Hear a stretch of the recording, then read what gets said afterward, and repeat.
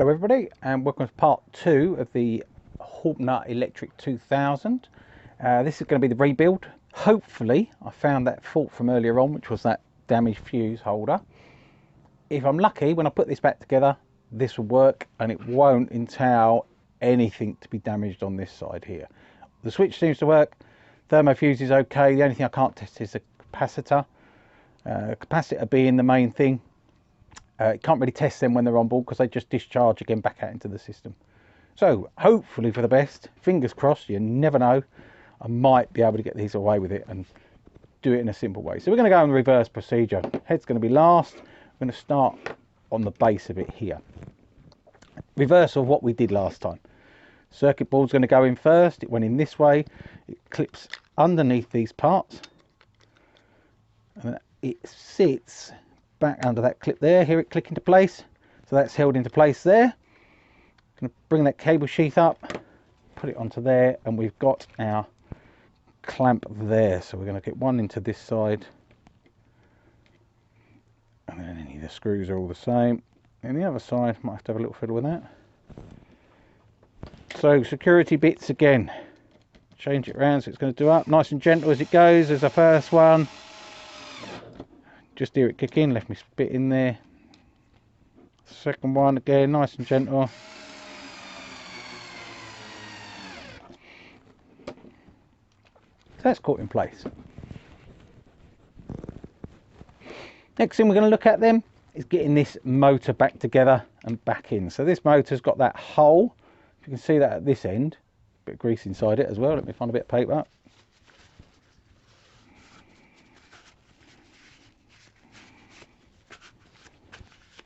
Paper towels, mentioned it before, haven't I? Really good, do everything.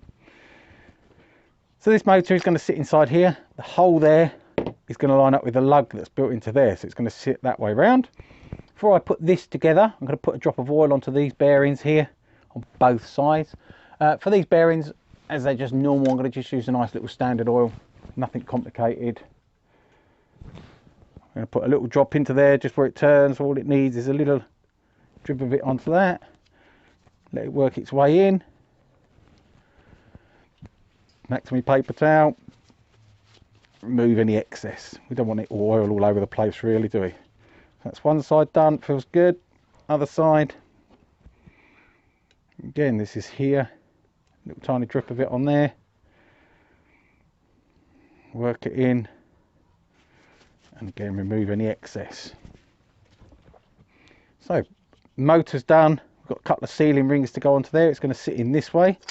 Once that's in place, the magnets and that will all hold that in there. Look at that. You can't say there ain't no strong magnetic fields in there, are there? So sealer ring, the bigger one goes on the front, somewhere around there. Smaller one goes on the back. So with these, there's no real set position, but around about halfway tends to be good. So that lug then, that hole is going to line up. Ooh, that hole there is going to line up with that one down the bottom there.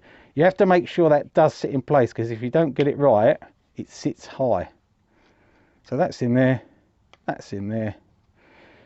We've got a couple of little pressure washers, haven't we? So the brass washers, there's two of them at one side, they sit in there. This one here just sits behind them. All it does is it puts a bit of pressure onto the shaft and stops it moving backwards and forwards too much. It holds it in position a bit more. So we've got the motor in place, that's sat in there. I can just see that the lug's into it. We need to put our brushes in. So our brushes here, they both look pretty good, so we're not worried too with them. They've got a slight curve in them, so that is obviously the way they're going to sit. All we're going to do is push them into place so they sit in there, get them fairly near, and then push them in. What we want to make sure is they are as far back as they can go. You don't want them catching on anything. We're going to do the same on this side. So we push it in. Next one's one way, one's the other. Well, that's unusual. Sits in there. Again, make sure that brass pieces are both pushed back. Check our wires are all clear. So this looks good. They're all going to be clear there. So when we come to put the other part on, you know, the top cover on, it's not going to trap any wires, which is one of our big things that we have. Now, quite common. how many times do you think have I put these together and then realised I've forgotten to put two little bits in because most other clippers don't have them. So these two little parts here, say they are like a nut that goes onto them there. They're going to sit one in here. I love these, they're not fiddly or nothing. One sits in there, the other one sits in there. Another exciting part of the video coming up, look at that. Oh, hey, has it got it in? Yeah. So we've got them in there. Again, this one here, there's the switch. So when you do your switch this side, it actually presses the button all the way down there. So that's the switch motor there. So all it does is that, pushes forward, presses on there. It's not like a clicky click switch or nothing like that. It is just purely on there. Before I put them together though, I am going to quickly check them two in there are tight. Although I haven't done anything with this. Yeah, I just want to make sure I'm covering as much as I can before I have to take the things apart again. So top cover then, it's just going to line itself up, nice and gentle. It should click into place. What I'm going to do with these, and I tend to do it with most of them, I'm just going to hold it in my hand and try and turn that motor. That motor should turn freely in there. If it doesn't, I'd rather find out now than when I run a current through it and then it make it go bang as it all gets caught up. So grip these together because I've turned them upside down. Screws are going to drop in. So there's one into there, one into there, one in there, and one in there. Put them ones in first. Again, now they're security parts, so we're just nice and gentle on these when we first start. The first one. Oh, makes me look like a proper professional. Looks like I know exactly what I'm doing. Nice and gentle. That one's in there. Problem with these screws is they are, as with most of these clippers, I think if not all of them, they're a self-tapping thread. So when they build these brand new, there's no thread in the plastic underneath. What I've got to be careful of is when I put these back together, is I try not to make another load of thread, because as soon as you make another bit of thread, you know full well it's just going to strip it out. And once it strips it out, it's quite difficult to get it to sit back into place. So there we go, that is our motor back together.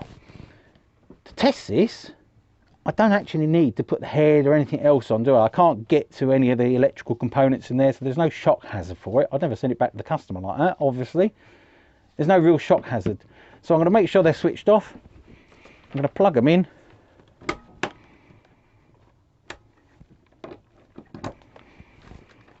Turn the power on. And let's cross our fingers. Come on, all of you, cross your fingers. Everybody, if you haven't crossed them, I'll know. Oh, how good's that? And we've got our set of clippers working, so we can have a quick fiddle around, see if anything seems to cut them out.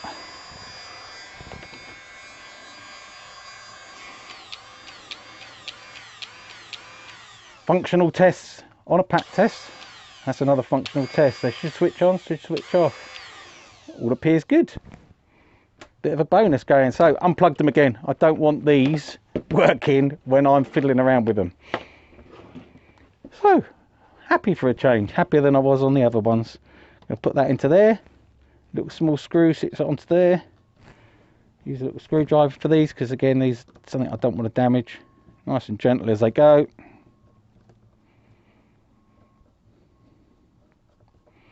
Tighten that one up. Do the one on the other side, try and mirror them so they're both the same. It doesn't matter which way they go in. Some of the clippers have got like this shape into the body. Doesn't matter much. Yeah, nice and gentle.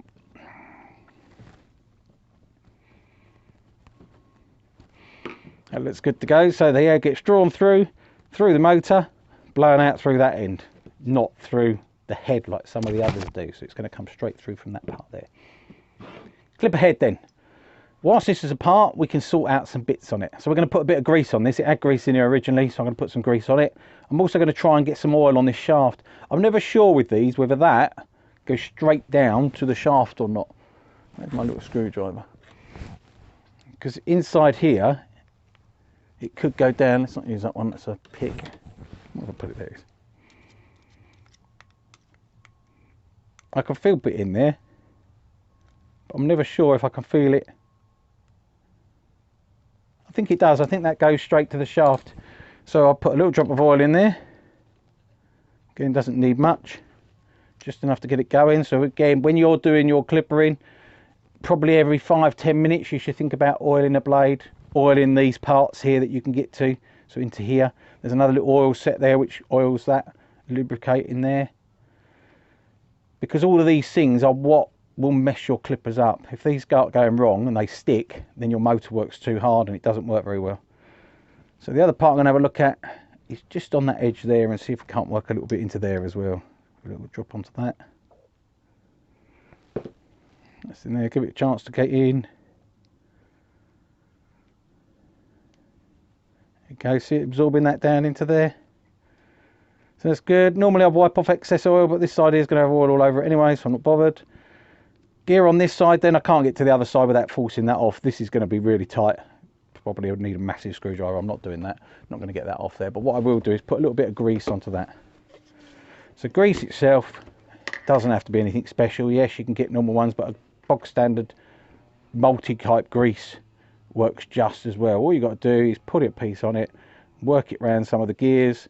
Obviously, as it turns, it will spread it about itself. So it just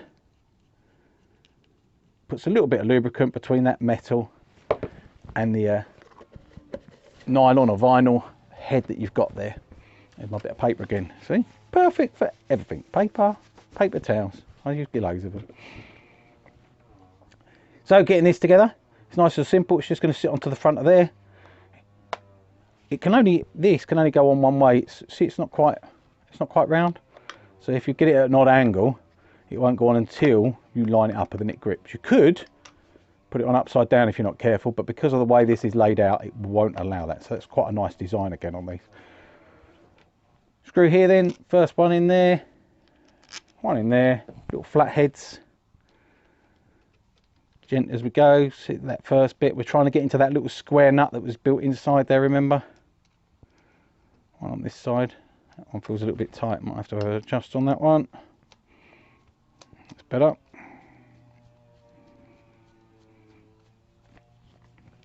Tighten that one up. Tighten that one up. So that all looks good now. This is all together. Still get a bit of movement on there, so I know that's still free. So pretty much, drive block to go on, blades to go on. They was on there, so I should fit them again myself. So let's have a look at doing this. Drive block there is going to sit into that point there. So really what we need, again, this is nylon onto metal, so it doesn't necessarily need a bit of oil.